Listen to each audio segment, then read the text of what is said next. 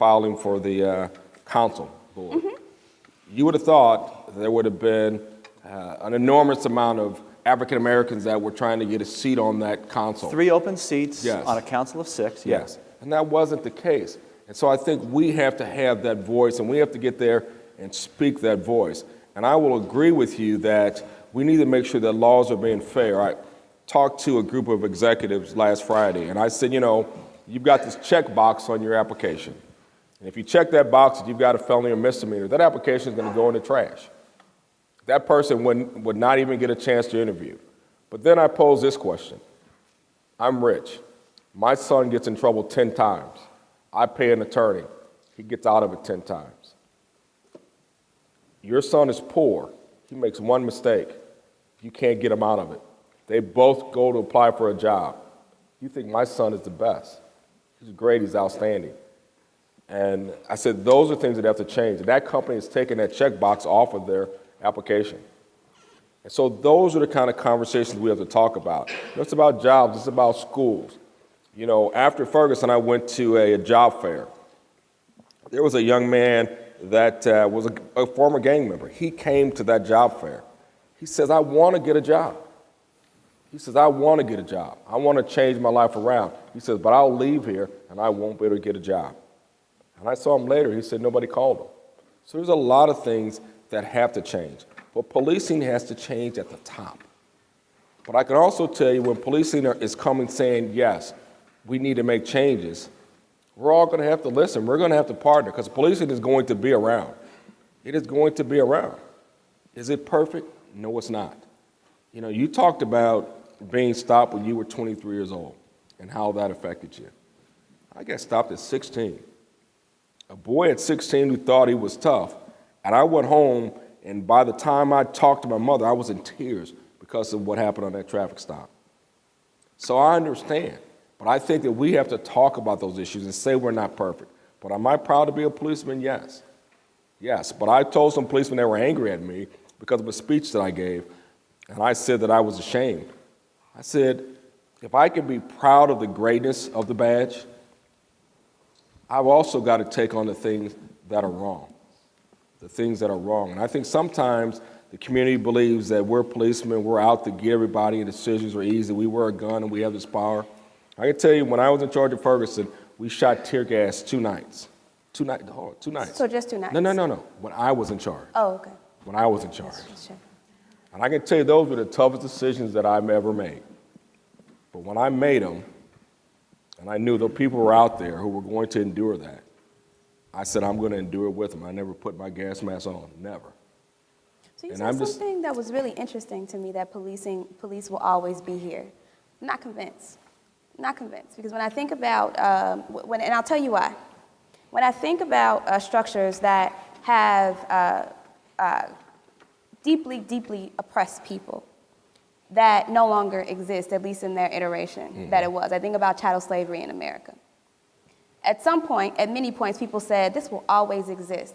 And what I'm not going to do is compare policing to the system of chattel slavery and say that they're the same thing. But I do believe that we have a very strong possibility to have alternative systems where we are able to deal with conflict and harm in our communities that are not tied to the state in the way that they are tied today. Like that absolutely fundamentally has to change. And there are reform ways that we can get there by taking power away from the police.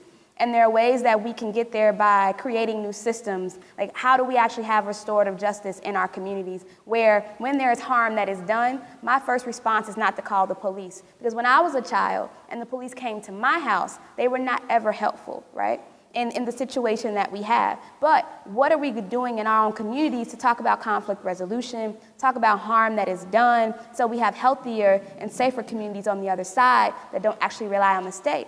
And I know for a fact that people have been engaged in this work for a very long time, and they are engaged in the process. And I don't know who showed up for the council, but I do know that some of the people that I know are engaged in that process, right? And I'm not surprised that it wasn't overwhelmingly filled by African Americans, because there's distrust, and trauma that is absolutely warranted that people have experienced. So I'm not surprised when people don't show up to the polls.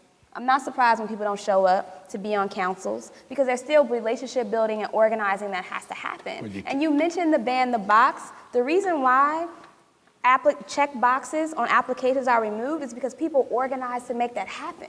In states like Minnesota, in states like Illinois, these things happen because everyday people decided that it's not okay for people not to be able to get a job because they've been incarcerated. And so there's this false sense of what we've been sold about the American dream, knowing that people are consistently locked out of it.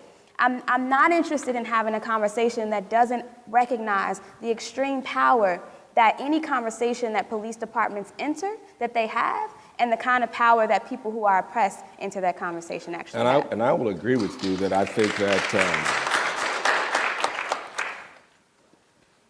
and I'll go back to when you talked about young people and their impact.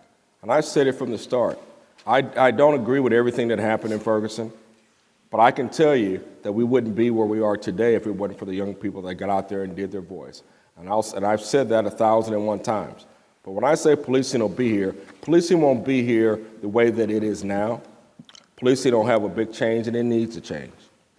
But what I can tell you is that when I said it'll be here, when we have 154 black males that have been killed in St. Louis on black crime, those are issues. And if you ask those families, should policing stay around? Well, policing should. But policing has to change. Policing has to change. And to make it change, there's going to be some honest conversations. And I can tell you, everybody doesn't like my honest conversation, whether it's policemen or whether it's citizens. But it has to change. But I can tell you, and I agree with you, that a lot of the change that we're seeing in this country has come from those people that have been walking those streets, voicing their opinions. And I can tell you, I live in a house. And when I went home, my wife, my daughter, and my son, this conversation we're having, it was like I wasn't even in the family. So I understand that, but I've been there. And I'm not saying that we're perfect, and I'm not saying that my son is 22 years old, and I've had to sit down with him and have the conversation we talk about a black father has to have with his son. And if you think I want to continue to have that, if I ever have a grandson, no, I don't. So I think we may say things in a different way, our approach may be different, but I can tell you at the heart of it, we're saying the same thing.